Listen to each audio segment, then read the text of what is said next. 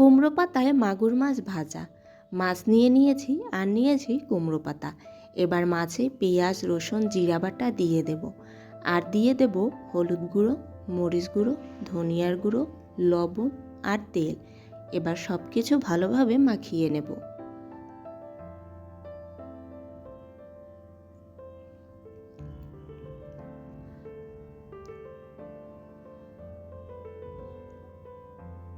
মাছ মাখানো হয়ে গেছে, নিয়ে নিয়েছি কুমড়ো পাতা।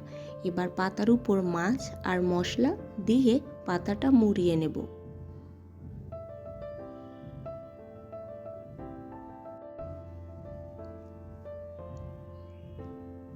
এইভাবে সব পাতায় মাছগুলো দিয়ে পাতাগুলো মুড়িয়ে নেব।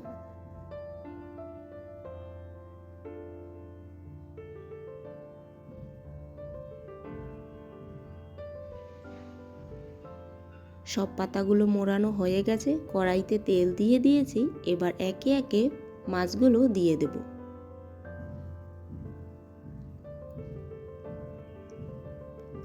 দশ মিনিটের মতো ঢাকা দিয়ে রেখে দেব। 10 মিনিট পরে ঢাকাটা খুলে নিয়েছি, মাছ থেকে কতটা জল বের হয়েছে। এবার পাতাগুলো ফিরিয়ে দেব। আবারও ঢাকা দিয়ে দেব। কিছুক্ষণ পরে ঢাকাটা উঠিয়ে নিয়েছি। মাছের অপর পাশ আবারও ফিরিয়ে এপাশ ওপাশ ভালো করে ভেজে নামিয়ে নিলেই হয়ে যাবে কুমড়ো পাতায় মাগুর মাছ ভাজা।